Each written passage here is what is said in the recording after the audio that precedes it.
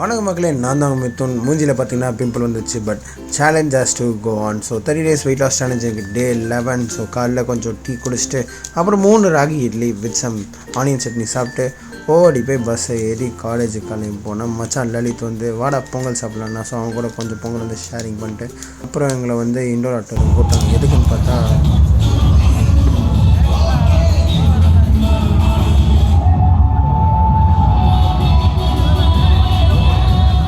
College culturals recharge 2026க்கு வந்து register பண்ண சொன்னாங்க. ஸோ ரெஜிஸ்டர் பண்ண கையோடு அப்படியே கொஞ்சம் ரீல்ஸ் எடுத்துகிட்டு அண்ட் சாப்பிட்லான்னு பார்த்தா எங்கள் அம்மா தேங்காய் சாதம் வச்சு பீன்ஸ் பண்ணியிருந்தாங்க. ஸோ சாப்பிட்டு முடிச்சுட்டு கிளாஸஸ் எல்லாம் அட்டென்ட் பண்ணிவிட்டு வீட்டுக்கு வந்து கிளம்பி வரலான்னு பஸ் ஏறி உட்காந்துட்டாங்க.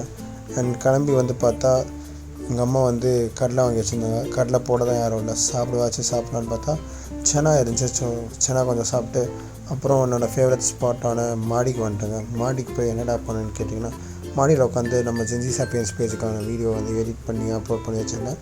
அப்புறம் ராத்திரி கொஞ்சம் தோசை வித் சம் சனா மசாலா சாப்பிட்டு ரொம்ப லேட்டானதால வெளியே வாக்கிங் போக முடியல. ஸோ மாடியில் அப்படியே வாக்கிங் போயிட்டு இன்றைக்கான டே வந்து முடிச்சிட்டேன். So day 11 completed.